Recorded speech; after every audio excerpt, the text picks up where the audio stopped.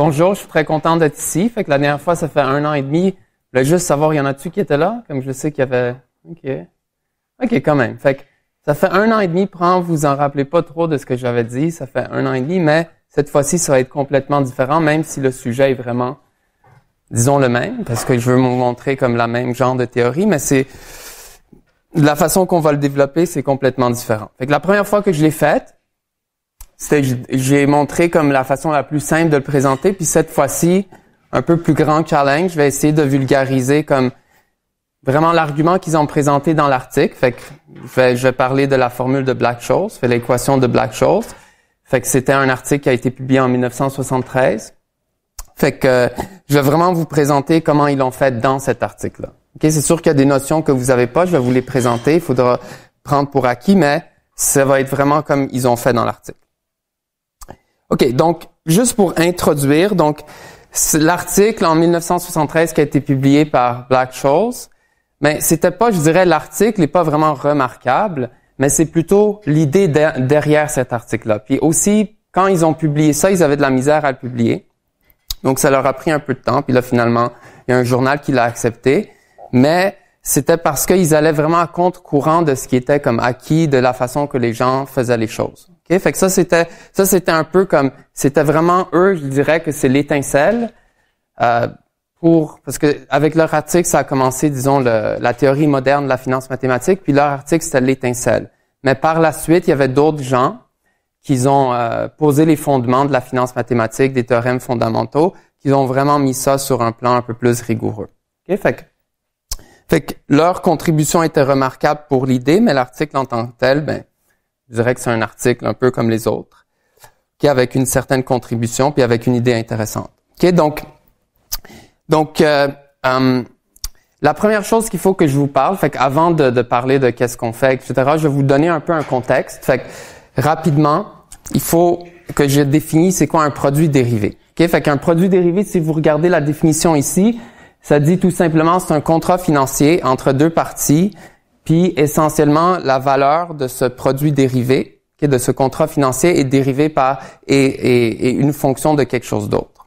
OK? Fait que le quelque chose d'autre, ce qu'on va supposer aujourd'hui, ça va être une action. OK? Fait que tout le monde, en général, vous avez une idée c'est quoi une action, par exemple une action de Facebook. Fait que c'est une part d'une entreprise, vous savez un peu déjà c'est quoi. Mais ça peut être quelque chose d'autre. OK? Fait que essentiellement ce qu'on a, c'est qu'on a une action qui va être modélisée par un processus stochastique. Fait qu'on ST, ça va être le prix de cette action-là au fil du temps.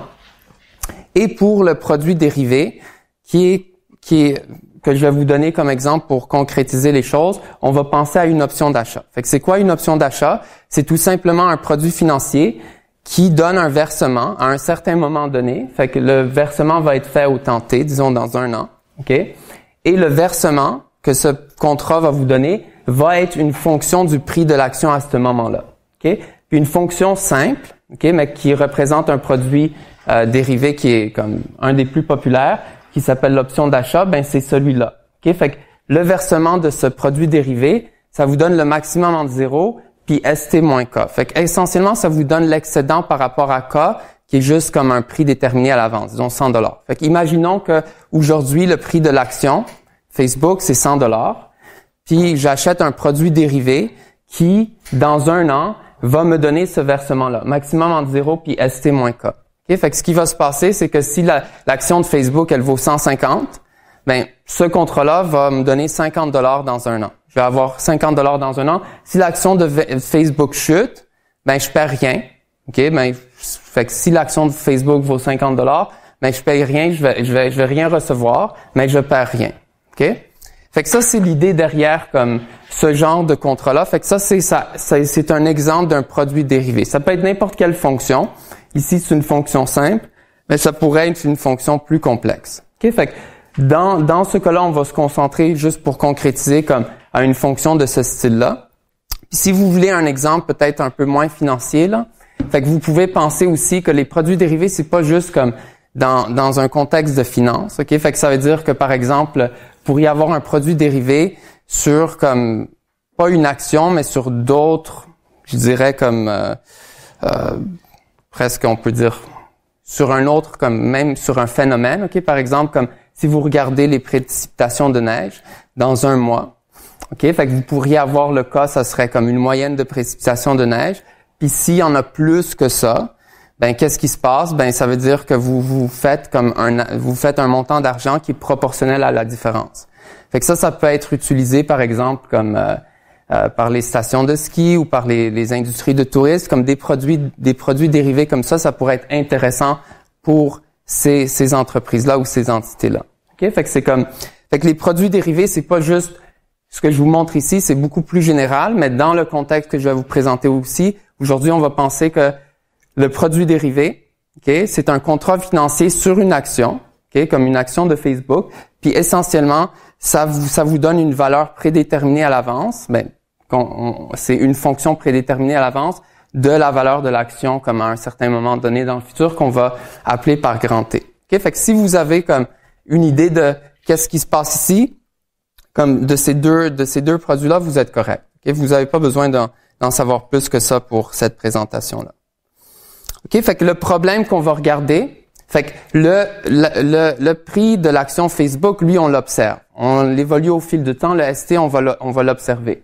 Maintenant, l'option d'achat, le produit dérivé, on peut dire qu'on veut le créer. OK? Fait que ça veut dire qu'on veut le vendre. On veut comme vendre ce produit à quelqu'un d'autre. Fait que pour l'instant, il n'est pas encore transigé. Fait que là, on va dire, moi, je voudrais comme vendre une option à quelqu'un d'entre vous. OK? Fait qui va donner ce versement-là.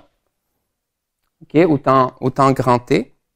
Donc, je voudrais vous vendre cette option-là. Puis là, je me demande, c'est quel prix je devrais vous charger. C'est sûr que je devrais vous charger un prix parce que au pire, vous avez 0. Puis si l'action de Facebook augmente, vous faites de l'argent. Fait que c'est sûr qu'en échange, il faut que j'ai de l'argent. OK, fait que là, on peut se demander, c'est quel prix que je vais vous charger pour ça. OK? Fait que ça, c'est le problème qu'on va essayer d'aborder aujourd'hui. Fait que c'est sûr que la première étape, logiquement, vu que ce que je vous vends, c'est une fonction comme de l'action, fait que de ST, il faudrait modéliser comment l'évolution de ST dans le temps. OK? Fait que ça, c'est la première étape, c'est logique. Une fois qu'on a modélisé ça, fait qu'on a fait des hypothèses de modèle sur comment l'action évolue, là, il faut déterminer le prix de l'option de manière cohérente avec la façon qu'on a modélisé ST. OK? Puis là, on peut se poser, comment est-ce qu'on s'y prend? OK? Puis la raison pourquoi, comme je dirais que ce que Black-Scholes avait proposé, là, c'était que il y a deux façons, comme deux solutions qu'on peut penser. OK? Fait que la solution 1, pour répondre à cette question, OK? De déterminer le prix du produit dérivé, fait que de cet instrument financier-là, c'est tout simplement de dire, logiquement, ça pourrait être, on va prendre une espérance, fait qu'une moyenne de ce que je vais payer dans le futur. Fait que moi, si je vous vends ça, je vais vous payer ça. OK? Fait que je vais vous prendre une espérance, c'est comme une moyenne de ce que je vais payer. Mais vu que je vais le payer dans 1 an, il faut que je représente ça en termes de dollars d'aujourd'hui. Puis quand on représente des choses en termes de dollars d'aujourd'hui, il faut escompter avec un certain rendement ou un certain taux d'intérêt. OK? Fait que ça, c'est plus si vous faites des cours de base de taux d'intérêt, vous allez comprendre ça. Mais essentiellement, comme ça, c'est une formule comme, disons, de base, que on pouvait approcher un problème comme ça. OK? Fait que c'est aussi intuitif. La deuxième solution, c'est d'aller vers plus une approche économique, puis de dire, c'est l'offre puis la demande pour ce produit-là, puis c'est les forces de marché, OK? Qui vont déterminer le prix. Fait qu'on peut pas dire, comme d'un point de vue théorique ou mathématique, exactement, c'est quoi un prix juste pour ce produit que je vous vends.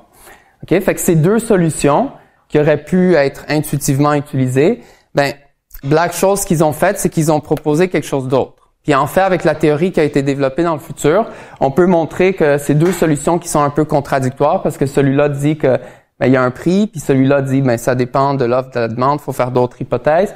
Mais en fait, comme ces deux solutions-là sont pas bonnes, qui sont fausses. Il y a une troisième solution qui est celle que je vais vous présenter aujourd'hui. Et cette troisième solution, elle est, disons, comme pas exactement celle donnée par numéro 1. OK? Fait que, ouais. Je devrais prendre l'espérance puis dire il va y avoir l'inflation, donc au départ, je devrais charger plus en dollars d'aujourd'hui. Non, sinon c'est moins parce que je veux enlever de l'intérêt parce que $100 que je reçois, c'est ça, ouais. Je peux le placer pour exactement, ouais. Fait que OK, fait que là maintenant, comment est-ce que Black-Scholes ont déterminé leur solution? C'est sur une hypothèse que j'ai mis ici. Fait que c'est une hypothèse d'absence d'opportunité d'arbitrage. OK, fait que ça c'est l'hypothèse disons qui est derrière la théorie moderne de la finance. OK, cette hypothèse-là. Fait que l'idée derrière cette hypothèse, c'est simple. Enfin, intuitivement, on peut la décrire d'un point de vue mathématique aussi, mais l'idée derrière, c'est tout simplement que si vous investissez rien, à la fin, vous pouvez pas être sûr d'avoir gagné de l'argent avec une probabilité qui est positive. Okay? Fait qu'essentiellement, on peut pas juste sans rien investir avoir de l'argent garanti. Fait qu'on peut pas juste s'enrichir à l'infini. Okay? Si on prend un risque, il faut qu'on perde, il faut qu'on ait une chance de perdre, puis on va avoir aussi une chance de gagner. Okay? Fait que ça, c'est intuitivement cette hypothèse-là d'absence d'arbitrage. OK, fait que là, je vais vous présenter un peu le modèle de Black-Scholes avec une petite introduction. Fait que le modèle de Black-Scholes, c'est sûr que comment ils ont fait que je vous juste rappelle que le problème qu'on cherche, c'est déterminer le prix de l'option d'achat. OK, fait que la première chose, c'est qu'il faut modéliser, il faut faire des hypothèses de modèle sur comment le sous-jacent évolue. Fait que évidemment, Black-Scholes, c'est la première chose qu'ils ont faite. Ils ont fait des hypothèses. Fait que les hypothèses qu'ils ont faites sur ST, ça s'appelle le modèle de Black-Scholes. Fait que, mais avant de vous présenter exactement le modèle, je vais juste vous faire une petite introduction. Fait que, comme j'ai dit, 1973, c'est l'année où ils publient leur article. OK? La même année, fait qu'on pense toujours à Black-Scholes, mais en fait, Black-Scholes on travaillait avec quelqu'un qui s'appelle Robert Merton, qui était lui un peu plus mathématicien, fait qu'il poussait plus le côté mathématique, fait que lui aussi faisait des travaux en parallèle avec eux ou de manière indépendante. Aussi, comme fait intéressant, en 1973, fait qu'il y a un échange, fait comme si vous voulez un échange sur le marché boursier, qui ici a ouvert les transactions sur des options d'achat. Fait qu'avant 1973, il n'y avait pas de produits dérivés de ce type qui étaient transigés sur le marché. C'était en 1973. Mais c'est une coïncidence, que l'article a été publié en même temps. Mais on voit qu'à ce moment-là, il y avait de l'intérêt pour ces genres de produits-là. Puis les gens voulaient prendre des positions dans acheter et vendre ces produits-là. Fait que je vous mets les références pour les deux articles qui sont, disons, l'étincelle pour cette théorie. OK, puis en 97, Robert Merton puis Myron Scholes ont gagné le prix Nobel. Fait que comme je vous ai dit, c'était un trio, ils ont fait des travaux ensemble, mais Fisher Black, vu qu'il avait décédé quelques années auparavant, il l'a pas officiellement reçu, mais disons posthume. Fait que vous avez ici un peu ce qui a été écrit à propos d'eux, fait que juste le résumé. Fait que vous voyez que ici, ce qu'il dit, c'est pour avoir développé une formule pour évaluer des options. OK? Fait que évaluer des produits dérivés. Fait que c'est ça leur contribution. C'est une contribution, je dirais, d'un point de vue plus méthodologique. OK? Fait que ça, vous avez un peu concrète les photos. OK? Des trois personnes. Fait que vous avez vous avez Merton ici, puis vous avez Black-Scholes au milieu. OK? Donc, c'est quoi les hypothèses de Black-Scholes? Fait que Black-Scholes, évidemment, ils ont considéré un modèle vraiment simple. Fait que la première chose, c'est que on va supposer que dans le marché, il y a deux actifs. OK? Pour le moment, il y a deux actifs. C'est quoi ces deux actifs? Le premier, c'est l'action. Fait que disons l'action de Facebook. OK? Fait que ça, c'est le premier actif. Le deuxième actif, on va supposer qu'il y a un actif sans risque. Ça veut dire quoi? Ça veut dire que vous pouvez juste l'interpréter comme un compte en banque. OK? Fait que tout simplement, comme vous investissez de l'argent dans le compte en banque ou dans un compte d'épargne, puis ça augmente avec un certain taux d'intérêt qui est fixe. Puis l'hypothèse qu'on peut faire, c'est qu'on peut investir à ce taux-là, mais on peut aussi emprunter au même taux. OK? Puis ce taux-là va s'appeler le taux sans risque. Fait que le marché est simple, juste composé d'un actif risqué puis d'un actif sans risque. OK? Puis dans ce marché, on va introduire une option d'achat. Fait que je vous rappelle que le problème, c'est qu'on a une action de Facebook. OK, puis on a aussi un compte d'épargne. Puis dans ce marché-là, qu'est-ce qu'on veut? On veut trouver le prix d'un instrument financier qui s'appelle un produit dérivé, plus précisément une option d'achat dans notre exemple, OK? Et qui essentiellement donne un versement qui est une fonction du prix de l'action de Facebook à un certain moment donné qu'on a appelé T, grand T, OK? Donc là, l'hypothèse de modèle qu'on va faire, fait que je vais vous brièvement parler de ça, mais le prix de l'actif risqué suit un mouvement brownien géométrique. Okay? Fait que je vais aller un petit peu plus dans les détails, mais pas trop dans ce qu'on veut dire. Puis là, le reste, c'est un peu ce que j'ai dit. Donc, vous pouvez emprunter, prêter au taux sans risque. On peut transiger en temps continu. Fait que c'est sûr que dans la vie, comme quand vous êtes sur le marché boursier, ben il y a des certaines heures que vous transigez, mais ici, on suppose qu'on peut transiger des quantités fractionnaires de part d'un actif, puis on peut le faire comme à tout moment, okay, de manière continue, sans restriction. Okay? Fait que c'est comme, disons, des hypothèses comme d'un marché pur, okay? Simple. Maintenant, plus précisément, c'est quoi le modèle? Fait que ST, les dynamiques de ST données par cette équation-là, okay? Ou WT, ça s'appelle un mouvement brownien. Okay? Fait que je pense que vous avez peut-être vu c'est quoi certains d'entre vous, mais la majorité peut-être pas. Qui a vu c'est quoi un mouvement brownien? OK, quelques-uns ont vu c'est quoi. OK, donc l'idée ici pour vous, OK, fait que vous avez en général une idée de c'est quoi un processus stochastique, fait que c'est juste comme une collection de variables aléatoires observées au fil du temps. Puis là, ce que vous avez ici, c'est que vous pouvez voir ici un peu pour comprendre c'est quoi le modèle, c'est que ST, OK, la valeur de ST, c'est donné par cette équation-là, puis vous pouvez voir que WT a un temps fixe, OK, est distribué de manière normale, OK, ça suit une loi normale. Fait que ce qu'on a, c'est que le prix de l'action au temps T, c'est le prix de l'action aujourd'hui fois un facteur ici où il y a une loi normale en exponentielle et donc ça va suivre une loi log normale. Okay? Fait on peut juste le voir comme le prix de l'action à un moment futur, ça suit une loi log normale. Okay? Fait que pour faire ça simple, on peut le voir comme ça. Okay? Fait que ça, c'est le modèle. Fait qu'on peut se dire pourquoi c'est ça, etc.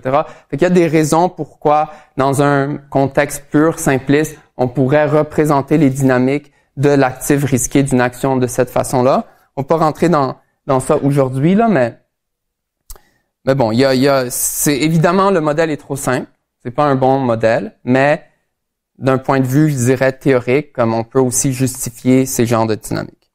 L'actif sans risque, lui, va être très simple. Fait que lui, on va supposer qu'il commence à 1. OK? Fait qu'on va supposer qu'il est normalisé à $1. Fait que vous pouvez investir comme dans un compte d'épargne, vous mettez $1. Puis au fil de temps, ce qui va arriver, c'est qu'il va grandir avec ce taux-là. OK? Fait que c'est un taux comme, bon, si vous avez comme vu un peu, c'est quoi c'est la théorie de base en taux d'intérêt? Ouais? C'est une force d'intérêt. Si t'as déjà vu comme si t'as pris un cours de base en actuariat ou en taux d'intérêt. Fait que R, c'est comme un force d'intérêt. Sauf que normalement, comme en actuariat, on fait la différence, force d'intérêt, taux d'intérêt. Mais en finance, comme taux d'intérêt, c'est toujours, on parle toujours de force d'intérêt. Mais on appelle ça taux d'intérêt. On fait pas la distinction. OK? Donc, essentiellement, ce que vous pouvez voir R, c'est un taux d'intérêt. Puis essentiellement, juste pour que ce soit comme, disons, simple, là, et vous avez que ça, on sait que c'est environ égal à 1 plus RT, okay, si on veut l'approximer. Fait que vous voyez, si vous mettez T est égal à 1, mais vous voyez que qu'est-ce que vous avez? Vous avez $1 plus de l'intérêt sur le $1. Okay, juste pour que ce soit comme simple. Si vous dites c'est comme weird, E à la RT, ben, vous pouvez juste le voir 1 plus R. Fait que c'est 1 plus l'intérêt que je reçois sur le $1 dans une année. Okay? Fait que ça, c'est les hypothèses de modèle. Fait que ça, c'est comme, vous voyez que le BT, le compte d'épargne, ça, c'est déterministe. Okay? Fait que votre argent, comme, on sait exactement comment il évolue. Tandis que dans l'autre, c'est stochastique, on sait pas c'est quoi. L'action de Facebook pourrait monter ou pourrait diminuer. Okay? D'où l'aspect aléatoire. OK? Fait que, juste pour le mouvement brownien, OK? Fait que, peut-être, je vais juste vous l'expliquer ici, là. Fait que ce qui se passe avec le mouvement brownien, c'est un processus stochastique. Fait que je vous avais dit que au début, OK, le processus il va commencer à 0. OK? Puis là ce qui nous intéresse, c'est disons sa valeur ici à t. OK, VT. Fait que là cette distance là que vous avez ici, OK? Fait que entre lui puis lui, fait que si on regarde la valeur entre ici puis ici, ça va suivre comme pour ce processus là une loi normale. OK? Mais évidemment, comme le processus, c'est pas juste entre ces deux points-là, il y a tout comme comment est-ce qu'on s'est rendu à ce point-là. Okay? Fait que pour créer ce processus qui est mouvement brownien, ce qu'on fait, c'est essentiellement la façon que vous pouvez le voir, c'est que on prend un petit intervalle de temps, puis Puis là, on simule comme on génère la valeur du processus au prochain pas de temps en supposant que l'incrément, ça va être de loi normale. Puis on fait ça de plus en plus petits incréments. Puis là, on a un processus qui ressemble plus à quelque chose de continu. OK? Mais en fin de compte, si on regarde juste ça puis on s'intéresse au point ici, la distance entre les deux, c'est une loi normale.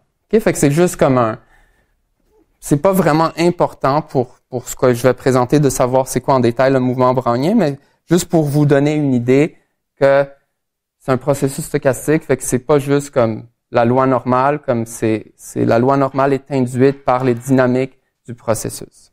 OK? Donc,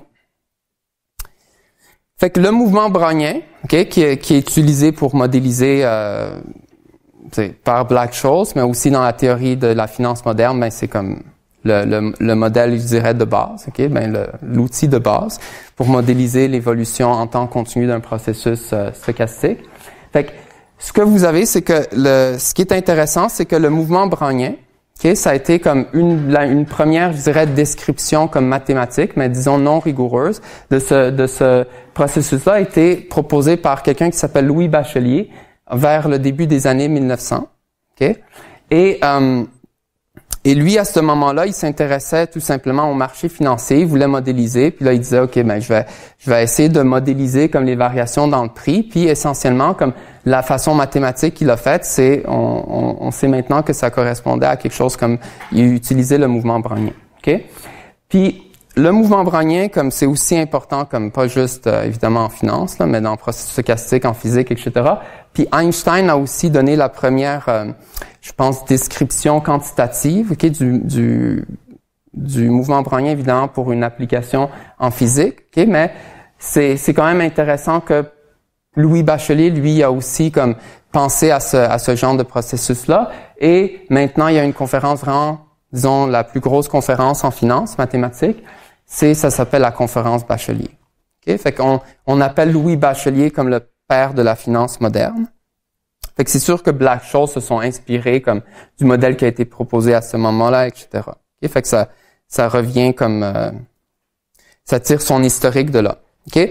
Donc là, je vous avais présenté le modèle de Black-Scholes en vous disant que ST, OK, c'est égal à S0, puis là, il y avait une exponentielle. Puis là, j'avais mis un terme comme, fait bon, c'est sûr que c'était comme, on pouvait se demander pourquoi exactement c'est comme ça, mais peut-être avec cette équation-là, vous allez le voir mieux.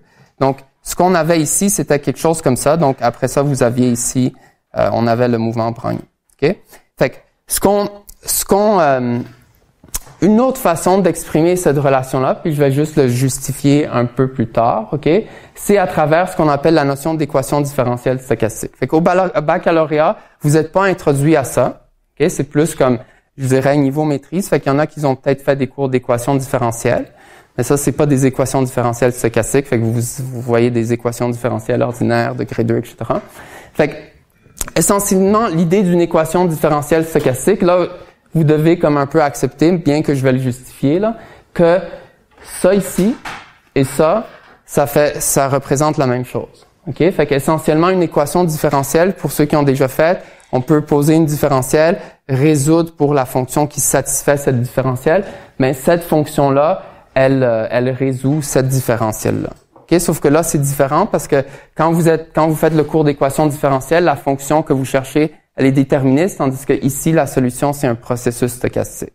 Fait qu'il faut une nouvelle théorie, OK, pour étudier ce genre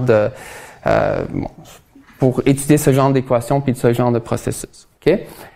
L'autre, OK, celui-là, fait que je vous rappelle que le BT, pour lui, c'était égal à E à la RT. Fait que vous pouvez voir que si je pose une fonction, fait que je pose une fonction, puis je dis qu'elle satisfait, disons, je prends sa dérivée, okay, par rapport à t, puis je dis que c'est égal à la fonction en tant que telle. Vous savez que, puis je dis aussi que, disons, à 0, elle vaut 1. Vous savez qu'une fonction qui résout pour ça, ça va être ft qui est égal à l'exponentielle. Okay? Fait que ça, c'est facile à voir. Okay? Fait que c'est un peu la même logique qu'on va représenter la fonction exponentielle qu'on a vue à travers comme une relation comme ça. Fait que vous pouvez le voir juste comme une notation pour représenter une fonction. Sauf que ici, on a la solution explicite des fonctions, sauf que des fois, comme dans des modèles plus généraux, on pourra poser une équation différentielle, mais on ne pourra pas caractériser une solution explicite pour ça. Okay? Puis la deuxième chose qui est intéressante à partir d'une équation différentielle, c'est que ça vous donne la dynamique infinitésimale du processus. Okay? Fait que ça veut dire qu'un petit changement dans le prix de l'actif, c'est égal à quoi? Ben ici, comme on a ce qu'on appelle une dérive, okay? Fait que ce que vous voyez, c'est que il y a quelque chose de proportionnel au prix de l'action qui se passe, fois dt, fois le temps. Okay? Fait que plus que le temps est plus que le temps est long, ça veut dire qu'on va avoir un rendement plus grand sur l'action. Fait qu'on va posséder un actif risqué, on s'attend à recevoir plus d'argent, si ça c'est positif. Puis ici, ce que vous avez, c'est que vous avez sigma, qui est comme une volatilité, un écart type, et là, vous avez aussi proportionnel au prix de l'action, et dvt, c'est comme un changement dans le mouvement brownien qui va, comme on peut juste dire que ça suit comme une loi normale. Okay? Fait que vous voyez que ça vous donne une idée de comment le processus évolue, le prix de l'action change de moment en moment. Okay? Donc ça, c'est comme une autre représentation du modèle de Black-Scholes à travers les équations différentielles stochastiques. OK? Fait que là, comme il faut aussi que pour vous montrer l'argument de Black-Scholes, OK? Puis en passant comme ici, là, si vous êtes stressé par le temps, c'est que j'ai mis beaucoup de choses supplémentaires, mais on s'arrête environ à 23, 24, OK? OK. Fait que le lemme d'Ito, OK? Ce que je veux ici, comme je vous ai mis comme la définition formelle, mais ce que je veux que vous retenez, OK? C'est que si vous avez un processus comme un processus stochastique qui suit une certaine différentielle. Fait que dans l'exemple que je vous ai donné, on avait quoi? On avait dst, fait que notre action, le modèle c'était alpha st dt plus sigma st dwt. Okay? Fait qu'on avait ça comme ça. Fait que vous voyez que le chiffre ou devant le dt, il y avait ça, devant le dwt, il y avait ça ici. Okay? Fait que c'est juste plus général, cette expression-là. Fait que si on a un processus stochastique et on a sa différentielle, puis là, ce qui nous intéresse, c'est essentiellement un autre processus stochastique qui est une fonction de ce processus et du temps. Okay? Fait que là, ce que ça nous dit, le lemme d'Ito, c'est que ça nous permet d'identifier la différentielle qui va être suivie par cette fonction-là y. Okay? Fait que c'est un peu comme, si vous voulez, comme le plus simple, là, si vous avez comme, vous connaissez la dérivation en chaîne, fait que vous connaissez comme, si vous avez une fonction, OK, puis vous avez comme, vous prenez une fonction de cette fonction-là, puis vous voulez la dériver de l'autre fonction, ben, on fait la dérivation en chaîne, ben, c'est un peu comme, bon, c'est sûr que c'est pas la même chose, mais c'est un peu ça la logique. On a un processus stochastique, on veut trouver la différentielle d'une fonction de ce processus stochastique. OK? Fait que fait que le lemme d'Ito nous permet de trouver ça. Maintenant, fait que juste pour vous donner un exemple, pour revenir à ce qu'on a fait, fait que là, je vous ai dit que j'allais justifier la différentielle que je vous avais montré pour Black-Scholes. Fait qu'on a cette fonction-là. OK? Fait que ça, c'était le modèle de Black-Scholes, la façon qu'on modélisait ST. Fait que vous voyez que ST est une fonction de quoi? On peut dire que c'est une fonction de T puis WT. OK? Donc, vous avez T, OK, qui est ici, puis WT, ben, c'est le processus stochastique. OK? Fait que si vous voyez comme, pour relier à l'autre, on a essentiellement que dxt, c'est égal à dwt. Et donc, ça, c'est égal à quoi? C'est égal à 0 dt plus 1 dwt. Fait que, avant, je vous avais montré le dxt qui était muté dt plus sigma t dwt. Ben, muté dans ce cas-là est 0, sigma t est 1. Fait qu'on fait juste remplacer par ce qu'on a. On a ici les dérivées partielles de la fonction. Fait qu'il faut le faire par rapport x, c'est comme on peut dire comme c'est le wt, puis le premier argument c'est le t. Okay? Fait qu'on fait essentiellement les dérivées partielles, okay, de la fonction. Puis bon, vous savez comment faire ça. Puis là, ça se simplifie puis ça donne ça. Okay? Fait que ce que ça montre, c'est qu'effectivement la différentielle donnée par ça, on peut le justifier avec le lemme d'Ito, c'est égal à ça. Okay? Fait que ça permet de le justifier. OK. Fait que là, après ça, ce qu'il faut connaître, fait que ça, c'est comme il y a ce concept-là, puis un autre qui est relié, puis après ça, je peux vous présenter l'argument. OK? Puis je vais revenir aussi là-dessus. Fait que la première chose, c'est une stratégie d'investissement. Fait qu'une stratégie d'investissement, c'est très intuitif. Pensez ce qu'on va faire maintenant, OK, pour développer l'argument, c'est qu'on va prendre position dans l'actif risqué. Fait que ça, c'est l'action de Facebook. Fait qu'on va acheter des parts de l'action de Facebook et on va aussi comme prendre une position dans le produit dérivé. OK? Fait que ce qu'on va faire, c'est qu'on va faire une stratégie d'investissement dans laquelle on va avoir, disons, $100, puis on va répartir notre $100 dans l'action, puis dans le produit dérivé. OK? Puis, essentiellement, à chaque temps, on va décider de juste comme changer nos positions dans les deux actifs. OK? Ça va être notre stratégie. Fait qu'au début, je peux dire comme, je vais faire moitié-moitié, puis dans un mois, je vais mettre comme 75% de mon argent dans Facebook, 25% de mon argent dans le produit dérivé sur Facebook, etc. Fait que je fais une stratégie d'investissement qui fait en sorte qui dicte combien d'argent que je mets dans chaque produit. Et évidemment, la valeur de mon produit, la valeur du portefeuille que j'ai, qui est composé de l'action puis du produit dérivé, c'est tout simplement le nombre de parts que je vais mettre dans l'action et le nombre de parts que je vais mettre dans le produit dérivé. Et le prix du produit dérivé, on va l'appeler PT. Sauf que pour l'instant, c'est ça qu'on veut déterminer. Okay? Donc, on sait qu'il y a un prix, mais on voudrait déterminer ce prix-là. Okay? Fait qu'on va faire on suppose qu'on fait une stratégie où on investit, qu'il y a un prix, mais c'est ça qu'on veut déterminer. C'est une inconnue. Fait qu'on va on va faire une stratégie, on va développer une condition, puis après ça, on va essayer de résoudre pour cet inconnu-là. Okay? C'est un peu ça la logique. Maintenant, une hypothèse qu'on va faire sur la stratégie, c'est qu'on va supposer qu'elle est autofinancée. Ça veut dire que aujourd'hui, si je pars avec $100, OK, je vais pas réinjecter du capital ou de l'argent dans ma stratégie. OK? Je vais toujours, si je gagne de l'argent sur Facebook, puis j'en gagne aussi sur le produit dérivé, j'en rajoute pas, j'en retire pas, puis je peux pas comme essentiellement si j'en mets plus dans l'action de Facebook, je vais en mettre moins dans le produit dérivé, etc. OK? Fait que je vais pas rajouter de l'argent. OK? Fait que ça s'appelle l'hypothèse d'autofinancement, OK, de notre stratégie. Et une stratégie qui est autofinancée, ça différentielle, OK, mais je le mets comme une définition, mais ça pourrait aussi être justifié. Si une stratégie est autofinancée, sa différentielle va suivre ça. OK? Fait qu'avant, on avait que VT, c'est égal à le nombre de parts d'actifs dans, disons, l'action S, fois ST, le prix de l'action, plus le nombre de parts dans le produit dérivé, fois le prix du produit dérivé. Mais là, ce que vous avez ici, c'est que le changement dans la valeur de votre portefeuille, OK, c'est égal à le nombre de parts que vous avez mis dans l'action temps T, fois le changement dans le prix de l'action, puis ici, vous avez la même chose fois le changement dans le prix du produit dérivé. Fait que vous voyez que vous investissez, là, il y a un changement, OK, dans vos actifs, vous n'avez pas changé vos parts, mais après ça, c'est ça la valeur de votre portefeuille. OK, votre portefeuille reste le même. Fait qu'on peut intuitivement comprendre comme pourquoi ça représente comme un portefeuille qui est autofinancé. OK, ça veut dire que on n'injecte pas d'argent, on retire pas d'argent.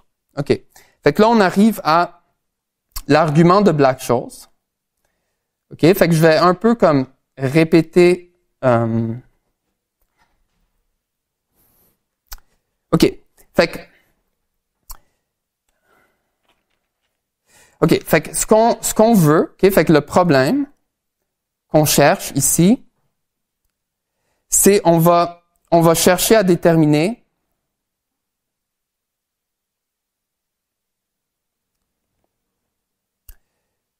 la fonction P. OK?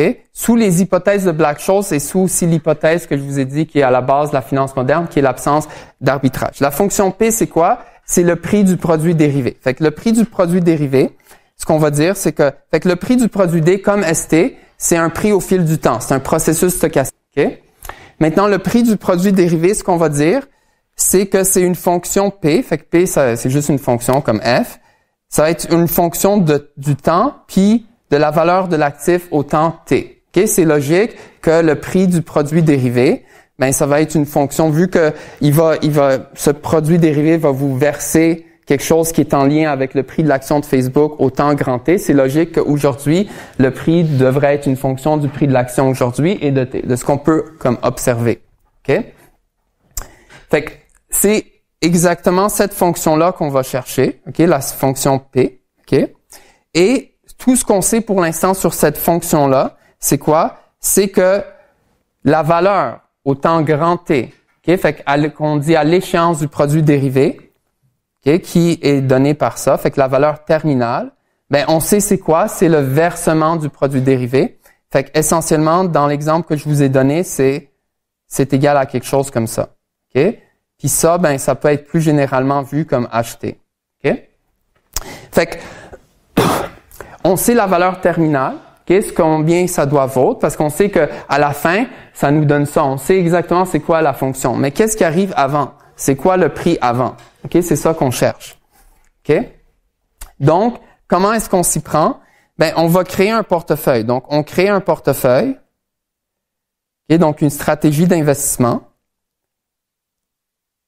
OK? Puis, c'est quoi qu'on va faire? C'est que on va d'abord on va faire un achat de delta P sur delta ST. OK? Fait que ça, c'est juste on peut le voir comme un chiffre. OK? Du sous-jacent, OK? De l'action. Fait que ça, c'est une position, on va acheter ce nombre-là. C'est sûr qu'on veut trouver P, OK? Mais on suppose que P existe. OK? C'est une inconnue, mais ce qu'on va prendre comme position, si on le connaissait, c'est sa dérivée. OK? Par rapport à ST. OK? Et pour l'instant, peut-être après, je pourrais expliquer pourquoi on ferait ça, mais pour l'instant, juste prenez-le, OK, c'est ça qu'on fait. OK? Puis après ça, ce qu'on va faire, c'est qu'on va vendre, OK, une part de l'option. OK? Fait que ça, c'est comme, vous dites, OK, mais si on n'a pas l'option, est-ce qu'on peut la vendre? Ben, on peut toujours, comme même si vous n'avez pas acheté l'action de Facebook, vous pouvez le vendre. OK? Il y a comme un mécanisme, ça s'appelle une vente à découvert. Fait que vous empruntez l'action de quelqu'un, vous le vendez à quelqu'un d'autre, puis après, vous devez le remettre. OK? Fait que c'est possible de vendre une part de l'option, même si on la possède pas physiquement présentement. OK? Fait que c'est les deux positions qu'on va prendre. OK? Et évidemment, comme si on prend ces deux positions-là, ben on peut se demander, fait que ça, c'est la position qu'on va prendre comme... OK? Fait qu'au tenté, si on a pris ces deux positions-là, ce qu'on va avoir, c'est qu'on va avoir que notre portefeuille, il va valoir combien? Fait que vous allez avoir ça comme part de l'actif, moins 1 fois PT. OK? Fait que ce que vous avez ici, ça ici, vous avez votre position dans l'action, puis le moins 1, c'est votre position dans le produit dérivé. OK? Fait que ça, c'est votre portefeuille. Fait que ça change pas au fil du temps. Vous avez toujours juste vendu une part, vous le réajustez pas. Mais lui, ici, vous allez toujours avoir cette part-là. Ça va fluctuer en fonction de T. Fait que vous allez faire des ajustements dans le nombre de parts de Facebook que vous allez posséder au fil du temps. OK? Maintenant, on veut que le portefeuille soit autofinancé. Fait qu'au début, ça va coûter quelque chose, puis après, on va pas réinjecter ou retirer de l'argent. Fait qu'on a vu que la condition d'autofinancement implique quoi? Ben, ça implique que DVT est égal à delta TS, DST, plus pas delta, mais θ, DPT comme ça. OK? Fait que ça, c'est la condition d'autofinancement. OK? Qu'on a ici. Fait qu'on sait que on a le portefeuille, il veut être autofinancé, ça doit être ça, c'est sa dynamique. OK?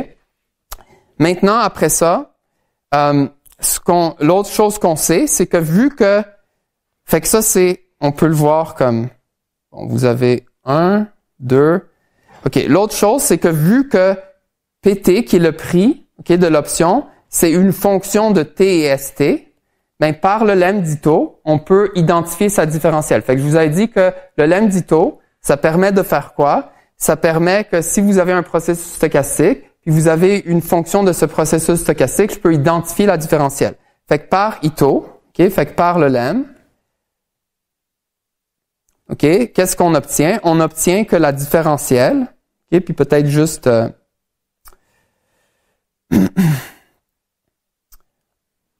OK, ça va donner quelque chose comme ça. Fait que plus alpha ST etc. OK, mais je ne vais pas le faire ici en détail. Parce que c'est pas nécessairement important comme... je vais juste vous donner l'idée, mais essentiellement, on peut caractériser comme la dynamique de cette différentielle-là. OK? Fait que là, qu'est-ce qu'on fait? On va mettre maintenant comme les choses ensemble. Fait qu'une fois... OK, fait que là, si vous regardez ici, on a fait une hypothèse sur ça. On a dit ça, c'est égal à quoi? On a dit ça, c'est égal à quoi?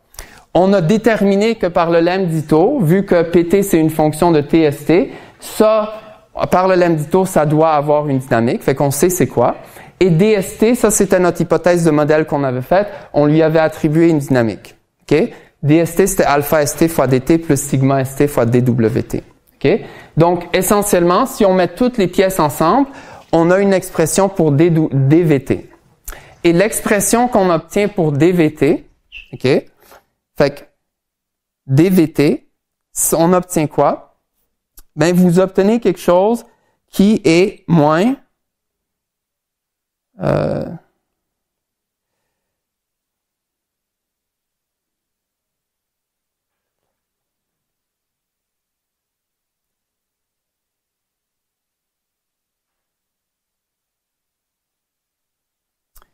OK, ça donne quelque chose comme ça. OK?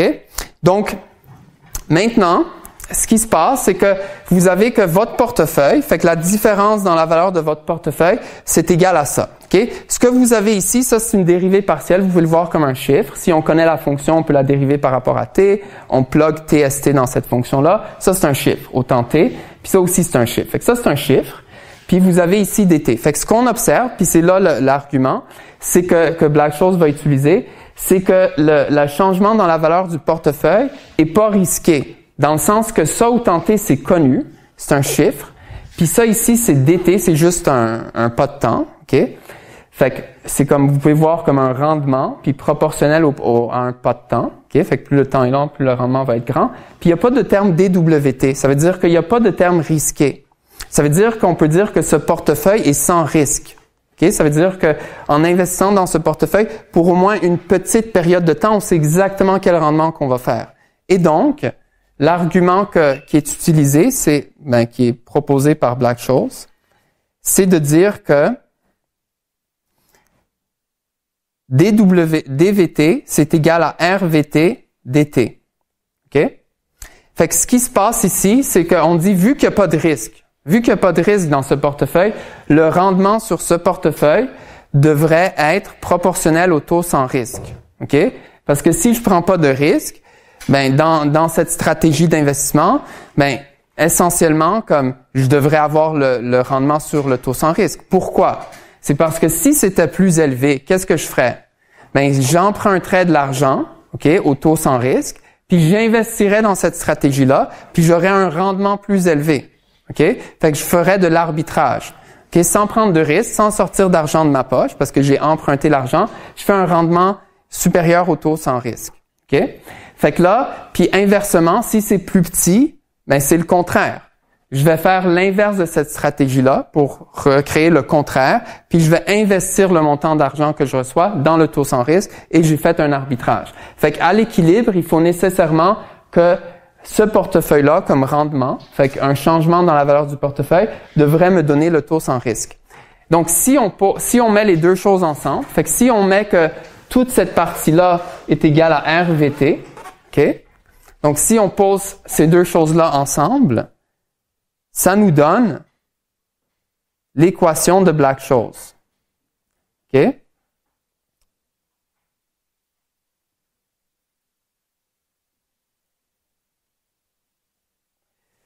OK, fait que si on met ça ensemble, fait que je fais juste égaler RVT est égal à ça. OK? Ça nous donne ça, l'équation de Black-Scholes. La seule chose qu'on peut faire ici, c'est que le VT, on avait déjà défini ça comme étant en haut. Fait que vous avez le VT, on avait déjà défini c'était quoi. Fait qu'on peut remplacer ce qu'on avait défini VT comme on peut juste remplacer ça dans l'équation en bas. OK? Fait que juste le VT, on le remplace. Puis là, ça nous donne une équation. OK? L'équation, OK, c'est quand on remplace le VT, l'équation, ça ressemble à ça. OK? Fait que je réarrange les termes. puis l'équation devient ça. Fait qu'il n'y a plus le VT parce que le VT, on l'avait remplacé par l'expression qu'on avait en haut. Ça nous donne cette équation. Okay? Cette équation, regardons qu'est-ce que ça représente. Okay? Ici, c'est la fonction P, c'est le prix du produit dérivé. Et ici, de ce bord-là, on a des dérivés partiels, okay, de cette fonction-là. Fait que ce qu'on a ici, c'est une équation de dérivée partielle.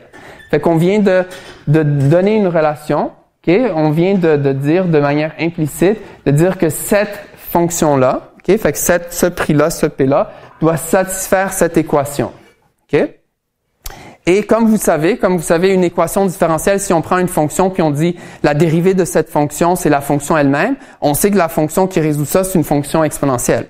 Mais ici, c'est plus complexe, évidemment. On peut pas juste dire, je vais juste prendre une fonction au hasard.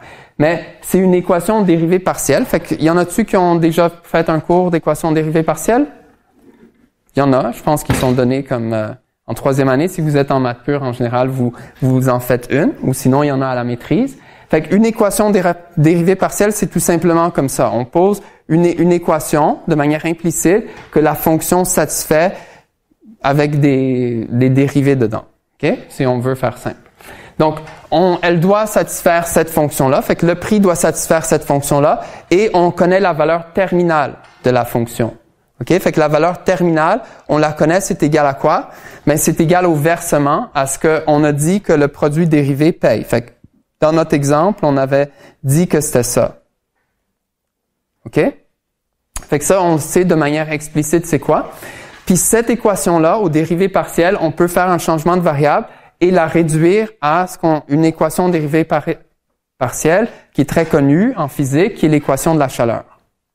Et donc, cette équation a une solution de explicite qu'on peut caractériser. Fait que c'est possible, si on connaît un peu comment jouer avec les équations dérivées partielles, de résoudre cette équation-là.